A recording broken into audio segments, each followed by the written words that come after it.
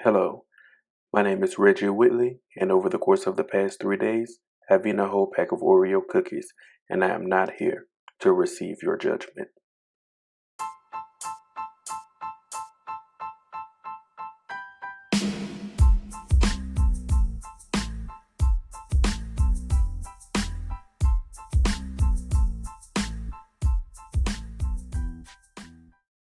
First of all, hi, Reggie Whitley here. So excited to be back with you for season 2 of the Open Vault podcast. Really excited. Here we are, episode 2, season 2, and I'm so excited again to be back. I was kind of, sort of here. I did a little intro last week, but season 2 started with Simone Allen. So, special shout out and thanks to Simone because of some technical difficulties and things that happened. I wasn't able to be the host last week, and Simone stepped in, and she was the host to kind of wrap up our Open Vault Empowerment Talks event. Speaking of the Empowerment Talks event, I am so honestly excited that it's over. But I'm just really overwhelmed with joy based on all of the feedback that I've been getting, all of the testimonials that I've heard, and just the overall experience of hosting my first event and helping people in the process. It was something that I believe helped a lot of people based on all the things that I've heard about it. And it didn't go exactly as I planned for it to go. Really, it didn't go hardly anything like I thought it would, but it went on, and it just seems to have been really great, really impactful, really empowering to people. And that was the overall goal. One of the things that I wanted to do today, before I go into I have a little something that I want to talk about toward the end for just a few minutes. But before I get there, I kind of wanted to, I guess, relive or look back at a few of the clips from the Empowerment Talks event. There were so many good points. We had quite a few guests, and all of them just left us with so much. I was telling people before, I'll never understand. Can we be honest here? Of course we can. It's my podcast. I'll never understand why is it that people know that things are going on and they call minutes before it happens. I started getting like calls left or right literally minutes before I was even on the phone with people, and they were like, "What are you doing?" Well, I'm kind of in the middle of my event. I know you got the email. For those of you who don't know, I can see when people get my emails. I can see when you open the email, so I know who reads them and who don't when I want to. I don't always go back and look, but I went back and looked for these people because I was like, maybe they didn't read the email. Maybe that's why they're just so happen to be calling me. Huh? 5 minutes after we go live. But no, no, they read them. I don't get it. I don't get it. I don't get it. We're not here to talk about it though. Just know if you're listening, you are the type of person I don't understand, but it's okay. It's okay. I'll understand in the by and by, or maybe I won't. Okay, because I don't understand insanity. Um, but yeah, minutes before, I was getting phone calls, and it's okay. But during it, I mean, well, for those people, some of those people who I was like, okay, I got to get off the phone now. Watch our live, get your pen and paper, and all that stuff. And so I was juggling text messages coming through, inboxes coming through, and all that stuff because I wanted to be like a participant myself. Wasn't granted that opportunity, but I was telling everybody, please get your pen and paper. Like, you're going to have to take notes. And so, for those of you who missed it, it is on my YouTube channel. I have to practice not saying YouTube page because that makes me sound old because that's not what it is. It's on my YouTube channel. Um, just search the RW Podcast Network, or you can just search Open Vault Empowerment Talks on YouTube. It'll be there until probably next Monday. I was going to take it down today, but I had a few people that called about it and they wanted to kind of look at a few clips and everything that they missed or send it to somebody. So it'll be up until next Monday. After next Monday, it's going away until I get ready to put it back out there, which will probably be in a really long time from now. So I want you to go back and look. But one of the things that we talked about, or that was talked about, kind of the opener, I guess you can say, beyond my little talk, was Jasmine Lafayette. And I was so excited when Jasmine agreed to be a part. I didn't know much about Jasmine at the time that I had asked her to join, but I just knew that she had to be a part. And I was so excited when she joined and spoke on what I wanted her to do was a mental health check. And so her title of her topic was, "What have you done for you lately?" Take a listen. And while the pandemic may have altered, how we, respond and react in our reality, it does not change the amazing person you are. So I just want to take a minute right here to just really speak some life into you. If you've really been struggling with living, and if, certain aspects of the imposter syndrome have been affecting you, listen. Understand that you are who God says you are, okay?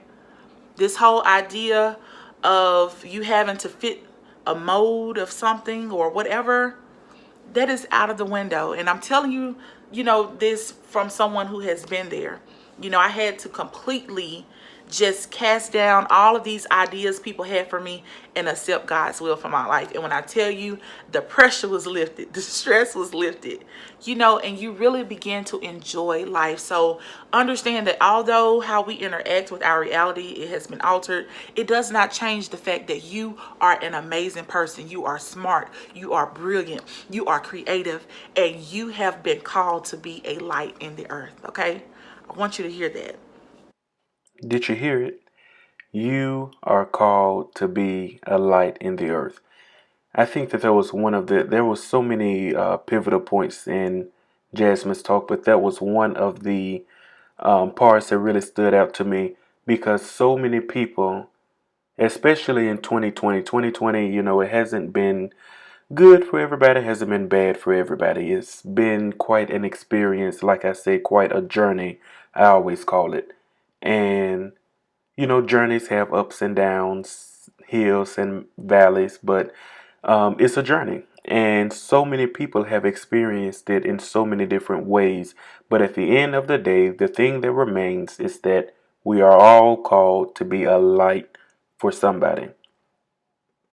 This may come as a shock or as a fact that's very hard to believe for many people. Statistics say that more than 264 million people globally suffer from depression.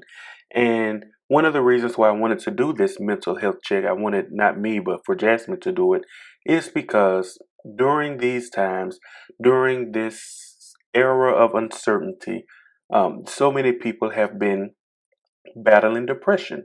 So many people have been battling so many thoughts that are of self harm and things of that nature. And so I was shocked when I learned that over 264 million people across the globe are battling depression. So for those people, I know it'll be, difficult to believe that you can be a light for somebody. But like I said, I wanted her to come in and shed some light, tear down some mental barriers and strongholds that we have in our minds so that we can all see ourselves for who we are, not as other people see us, not as we see ourselves, but for who we are, moreover, for who God sees us or how God sees us. Some of the ways that we can battle these stressful times, because I know and I want to just hone in on it for a split second, because the holidays are coming up. This is the week of Christmas, and then after Christmas, you have next year, New Year's Eve and New Year's Day. We're gonna go into 2021. And that is such a big thing. First of all, 2021 already, I feel like this year has gone by so fast. But we're about to go into 2021. And believe it or not, just because, I've said it before, I think it was on Chantel's podcast. Hey, Chantel, just because the year changes doesn't mean that every circumstance, every situation, everything that we're facing will change. And so instead of trying to make things change, things that we have no control over, things we have no power over, things we have no say in, why not figure out a way not to bow to these things, not to settle for these things, but to have a comfort? There's a way to find joy, there's a way to find comfort, there's a way to find peace in every situation.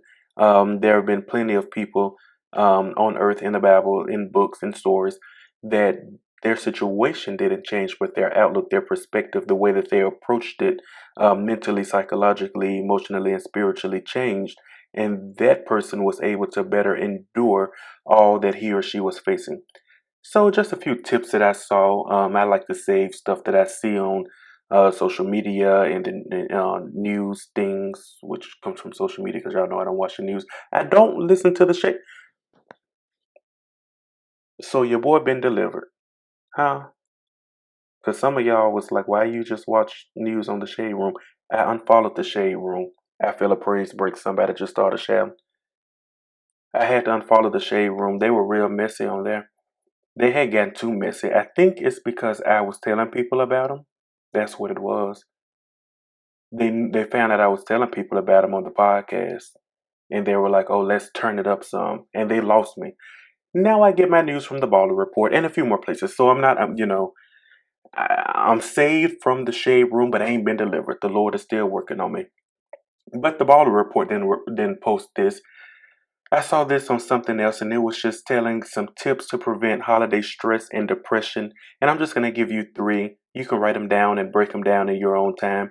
Acknowledge your feelings, reach out, and be realistic. Acknowledge your feelings. Don't run from it. Don't deny it. A lot of people, especially in certain communities, are taught you shouldn't feel this way. You shouldn't be expressing yourself this way. No, acknowledge your feelings, because when you acknowledge it, you can deal with it. You're not trying to sweep it under the rug. You're not trying to push it to the back of your mind. You're acknowledging it. You're saying, you have my attention now. Now I know how to deal with you. Reach out. Can't do it all on your own. I know you feel like it, but you can't do it on your own. So reach out to others, but be smart about who you reach out to, and be realistic. Don't set impossible boundaries. Don't set, unrealistic limits. Be realistic about yourself and with yourself. And then I want to add a fourth one. A fourth one. Just, it's a combination. It's a three in one. Just slow down, take it all in, and just breathe. You know what they tell us on a plane? If in the unlikely event of a loss of cabin pressure, oxygen mask falls down, put it over your face, and just breathe. Just breathe. Keep breathing. This last step is about how you respond to the unexpected. You can follow all of my advice. Hey, get free, get identity, be committed, control your appetites, know how to make a real choice, know when to communicate, get around the right friends. But that's, you still can't predict everything that's going to happen in your life on your way to success.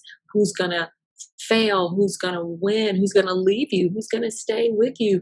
You still can't predict all of those things. And so the last one is about measuring your responses. Life is not predictable, but how you deal with life, you can prepare for that. You can't always prepare for everything that's going to happen. You don't know what's going to happen, but you can prepare yourself, your character, your fruitfulness. When you fail, give yourself some grace, because there's no such thing about true success without real failure. There's no such thing. That was just so good to me. Spoken from the culturalist, the conversationalist, the force of joy herself, Dr. Pam Ross. There's nobody like Dr. Pam Ross. She's powerful. And her talk was just so good. There's no true success without failure. She walked us through the the basics of, it's like she broke down preparation for takeoff as far as being a passenger on a plane, and broke it down as far as it pertains to getting ready to soar as far as being successful in life.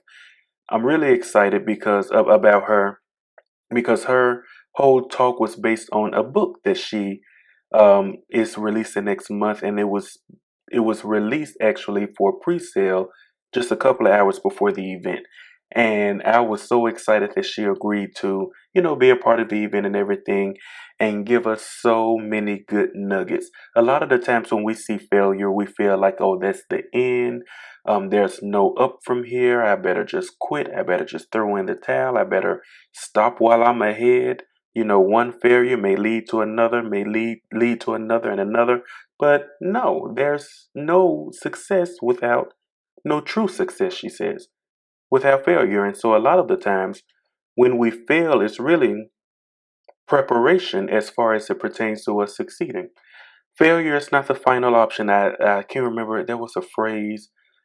I don't know if my grandmother said it. There was somebody who said, um, failure isn't final. I don't know. I don't know if it was somebody famous or what.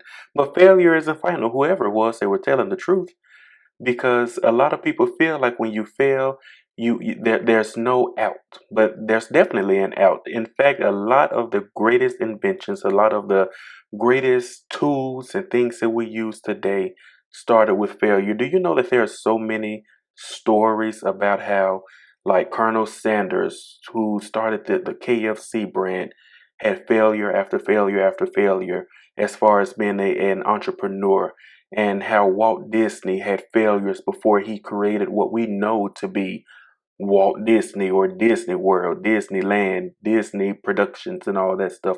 I mean, even Oprah and Tyler Perry and all these people who we know and enjoy their work today had failure after failure. Even we can even talk about Vice President or President elect Joe Biden. Whether you like him or love him, he won the election. Okay, um, however you feel that he won.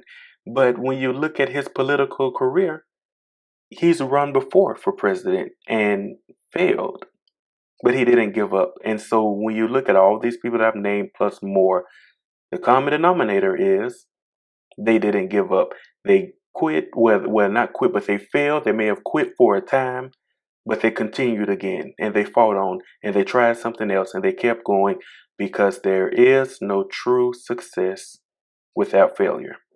Speaking of failure, it reminds me of this story that I heard by Sir Ken Robinson from about 14 years ago. He did a discussion and he was talking about how one of his friends almost failed out of school years ago. This friend was um, in school in the 1930s, that many years ago. And this friend, she was in school and she was very fidgety, and she was a distraction to the other students. She was a distraction to the teacher, and she almost failed out of school. But before her teacher failed her or flunked her, the teacher decided, well, I'm going to have a discussion with the parent, with this child's parent. And so they did a few discussions and things of that nature. But one of the things that was done, if I'm not mistaken, it was a psychologist who played music in the classroom for the little girl by herself while she was by herself. And they went outside, and the mother began to talk to the psychologist. And she seen the teacher described her as having some of the things that we would call, I guess we would kind of diagnose it today as ADHD. But as the music was playing, the person said, "Well, mom, come and look. Look in the classroom. Your daughter is up dancing." And it was amazing because she was just dancing away. And as the lesson was going on, they did some more experiments. As the lessons were going on in the classroom and the child was allowed to get up and dance, they noticed that her grades went up remarkably, and she was no longer a distraction because she was no longer fidgety in the classroom. And so they were trying to figure out, what's the problem. Does this child have a disorder? Does this child have some kind of sickness, some kind of mental illness? And the psychologist was like, no, mom, your child is a dancer. In other words, your child is creative, not to be put in a box, not to be, made to sit down in a chair all day long while they're just being talked to. Your child is a creative, not a failure. And so a lot of the times we are put in positions and in predicaments to where we cannot be who we are called and created to be. And it looks like we're failing, but it really and truly, you're just not who you are. you're not behaving the way that you are supposed to behave. You're not behaving the way that God created you to behave. And so therefore, because you're trying to change who you are and how you behave, it looks like you're failing. But yeah, you're failing because you're trying to be somebody else. This is especially true with creatives. This is why creativity is so important in the field of education. So that's why I had to bring on Zoe Davis to give us a talk about why creativity is important in the classroom. Education is a huge passion of mine. I hope to have a school. I see myself having a school where we learn by nothing but the arts, performing arts and creativity, because creativity is the highest form of intelligence. Creativity is the highest form of creativity. When you allow a student, and even yourself, when you allow your creativity to flow, and I hate to hear somebody say, I'm not creative. Like, yes. The problem is so many of us as adults have not been allowed to be creative. And so we can't express anything outside of what we're told to express.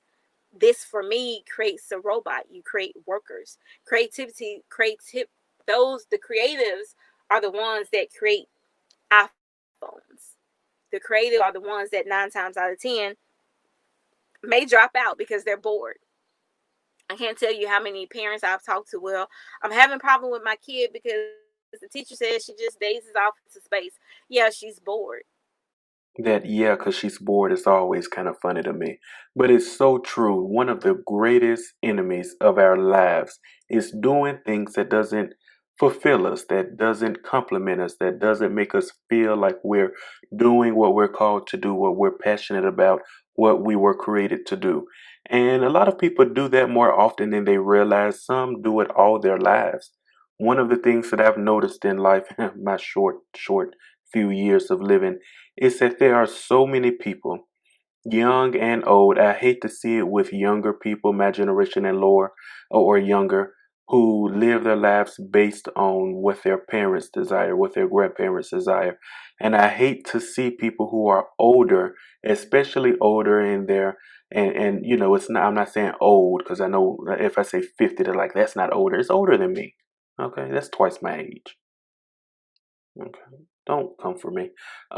In their 50s and 60s and 70s, who have lived their lives and they feel like they've, lived it to the fullest. But when you really look at it, you're like, I feel like there's more that you should have done. And I know, who am I to sit around and say what somebody else should have done with their lives? But, people who it's like you know that you haven't fully fulfilled your life's passion, goals, dreams, or even discovered what it is that you were supposed to do.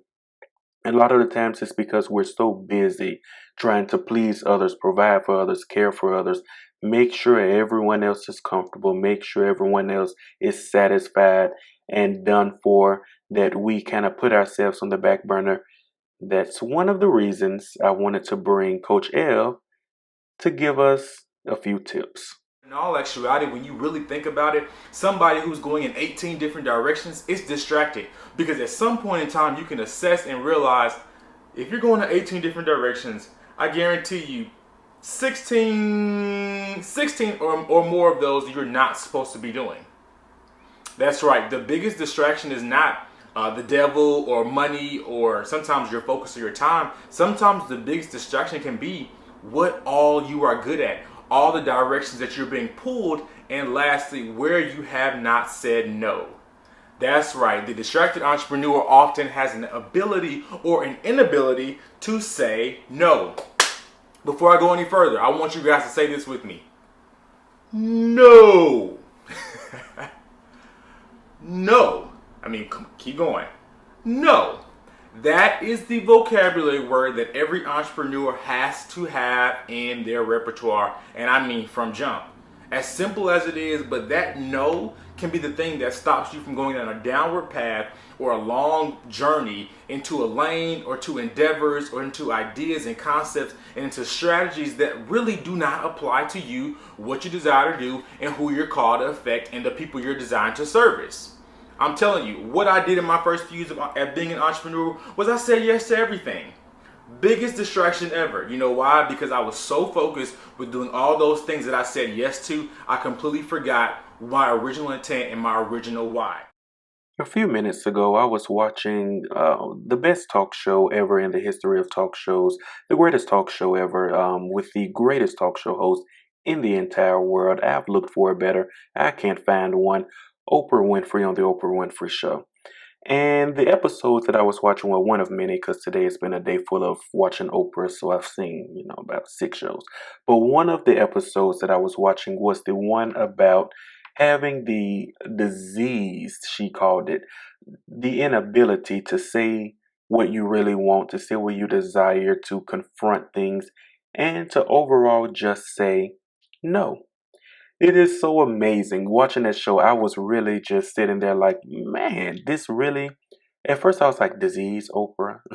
That's such a strong word. But watching people who were in the audience who they got a chance to speak up and say how they really had difficulty saying no, how they had difficulty saying what they really wanted and, what they desired. And Coach Evan Brown spoke on that just remarkably.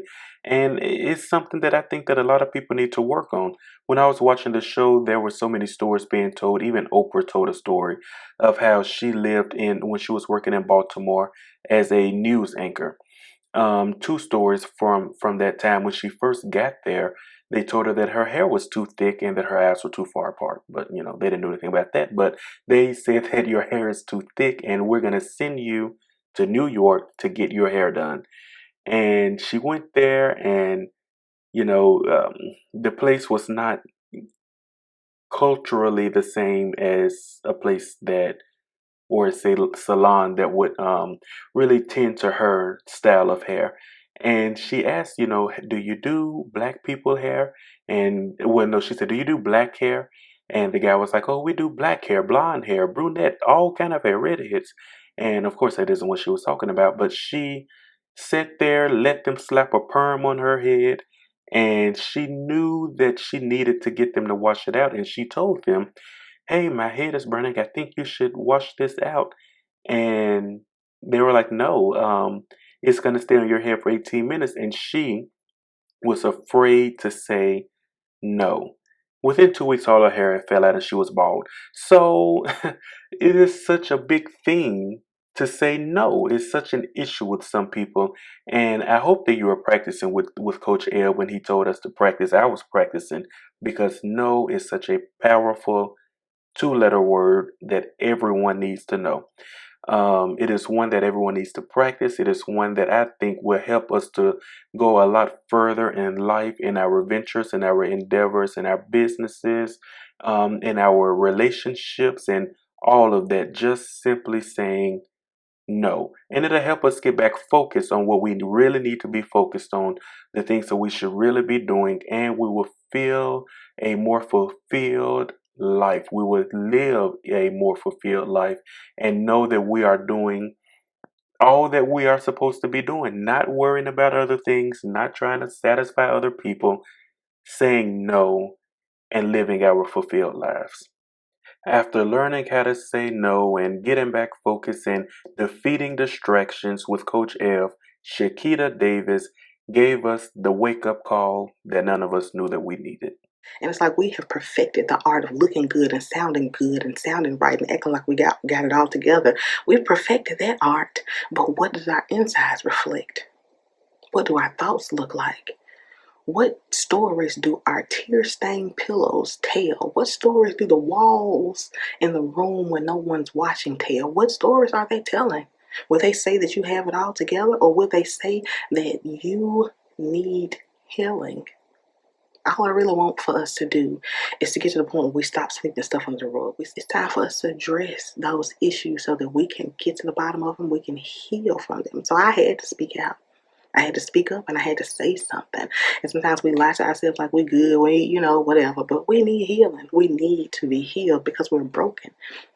We're damaged. And I know some people say, well, broken crayons still color though. Yeah, they might color.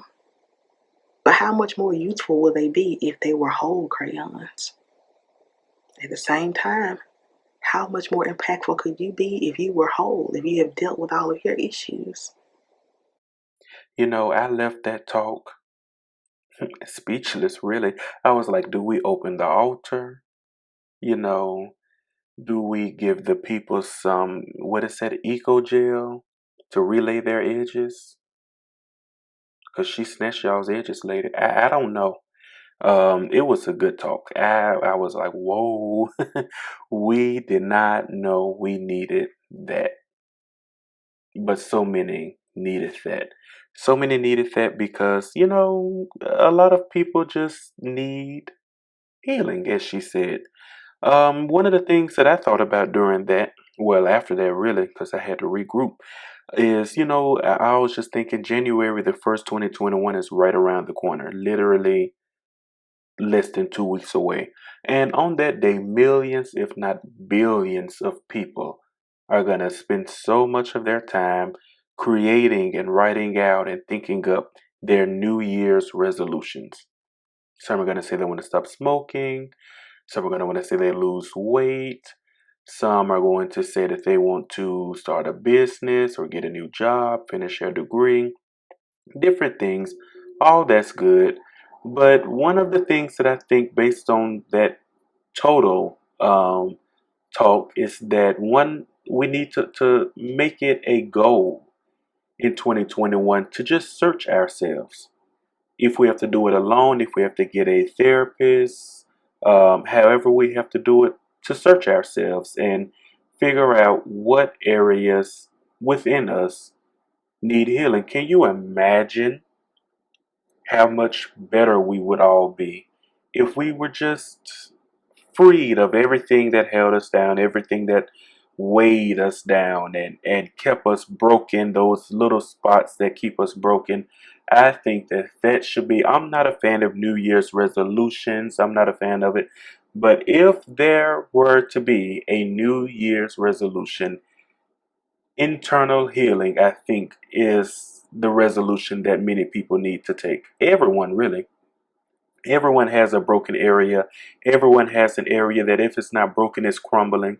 And once it crumbles so much, it will be broken. And then you'll have more work to do. So I definitely think that is such a great start to the year. Working on healing, inner healing, emotional, psychological, mental, however you see fit to do it, whatever path you see fit to take, as long as it's like legal and not gonna harm you physically, but to go after inner healing. Now, before I end this podcast, I wanted to just take a few moments to talk about something that I was thinking about earlier. And I wrote it down and I was like, oh, I think this will be a great topic to just hit on toward the end, before we leave and end episode 2. And the topic is keep the fire burning. No, not in the bedroom. No, not in your marriage. Come out of there. Come out of there. Come out of there. I'm telling your man to come out that gutter that it just went in. Keep the fire burning, because so many times, especially toward the end of the year, I'll speak for me, around October, November-ish, I just start getting like overwhelmingly tired. I just get to the point where I'm just overwhelmed. I feel like I can't take too much more. I'm just tired. I need a break. I need a vacation. I always say that one day I'm going to start doing like a vacation toward the end of the year, around like October or November. Just take like some time away and not worry about anything, not try to get anything done. Just, if it's just a weekend or maybe even a week, take some time to mentally rest. And this year, like I say, it's been quite a journey. And so many things have come up against some people that have made you kind of tired.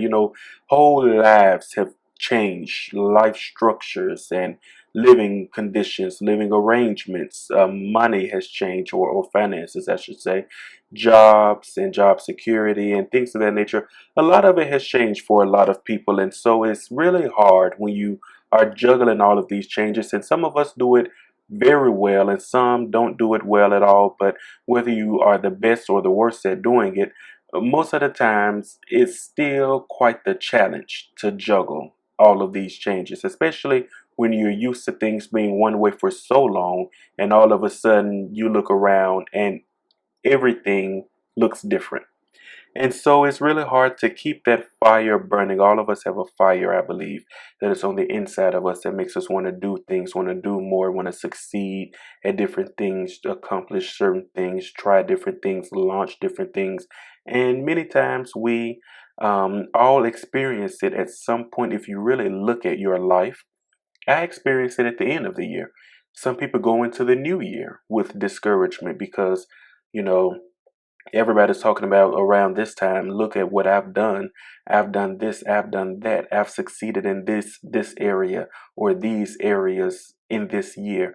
And it's left some people who haven't succeeded in as many areas kind of going into the new year depressed or sad. Some even don't even look at what others have done, but they look at what they have not done going into the new year, what they haven't done in the previous year, and they're like, man, I thought that I would have done this. I thought I would have succeeded in this area, even if it's something as far as I thought that I would have gotten down to this size of clothes by the time this year came in. Or I thought that my business would have been bringing in this amount of revenue by this time of the year. And so I just think that people should kind of figure out, it takes an inner work again to figure out what time of the year or what triggers these certain things and work on discovering what keeps your fire burning, what keeps your passions brewing, what keeps you motivated, what keeps you empowered and inspired. And I challenge you, we can call this up. We can call this MMA, Monday Morning Application. And so, what I want you to do is take these things and apply it to your life.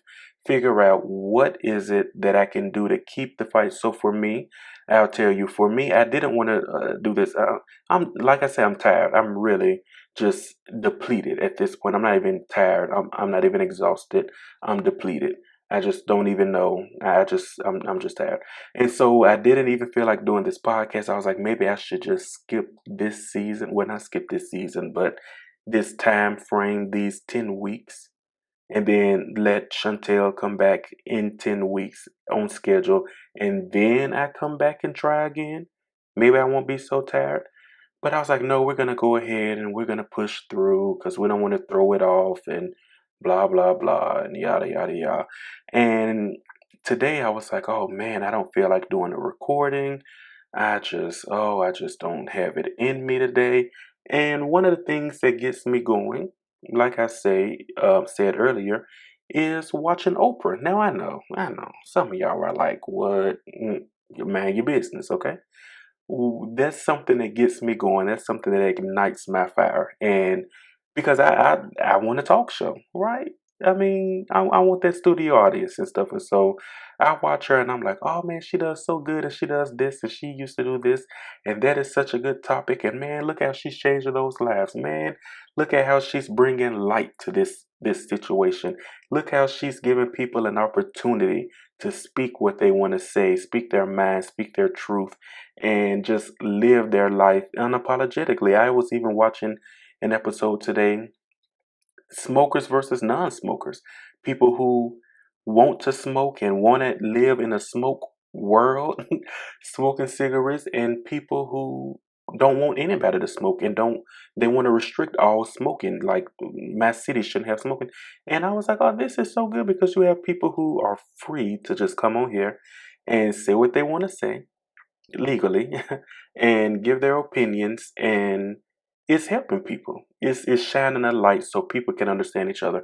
And so watching that show ignites my fire. Another thing, because different things do it for different things. So that's what made me decide, okay, we're gonna go ahead and do the podcast today. So when it's time to record for next week, maybe I watch another show of hers. I don't know, but at least I know what I can do to kind of get me going. Another thing, when I write books and I have a book out, and I was supposed to release a book last month. I said I was going to. Um, my writing said otherwise. I can't say the Lord said otherwise. Because, I can't say that the enemy said otherwise. It wasn't him. I said otherwise. So I just haven't felt like writing sometimes. But one of the things that I do, and I always say on here, I don't call preachers names because they out here cutting up, and I be scared I'm gonna get y'all liking somebody who ain't right. But one person who I just love is my favorite, Dr. Cindy Trim. I can just watch her. I have to be careful with her because, like, I can look at a tweet of hers and write a chapter. So, like, if I don't want to do something, I avoid her. Avoid her tweets. Avoid her posts on Instagram. Avoid her videos. Avoid her on YouTube, because I know there's something about watching her or reading something that she says that gets me going. And it's like, okay, that's keeping the fire or reigniting the fire on the inside. Now I feel like I can write. And I might not even write anything about what she said, but it's just something about certain people that'll get you stirred up and get you going. And so my challenge to you for today's first ever Monday morning application is to discover what is it that gets that fire burning on the inside of you. Discover what it is, hold on to it, and start getting that fire burning and run like you never ran before and accomplish things that you never thought that you would accomplish. That's my talk. That's my podcast. That's this episode. That's my advice for you. I hope by next week you will have like a testimony or something. I don't know. I don't know how to open it up for. We're not gonna have testimony service, but hopefully by next week, y'all can inbox me or something. You would have like a change of mindset. You have a fresh fire in you that would allow you to do things that you've been putting off for very, very long, way too long, I'll say. And it'll keep the fire burning all throughout not only your week, but throughout 2021 until you accomplish that which you should accomplish. All right, I will be back next week by myself. I don't know what we're doing with guests this season, because who don't feel like booking nobody? So you might have me alone. So I don't know. But next week you will just have me. So come back next week, episode 3.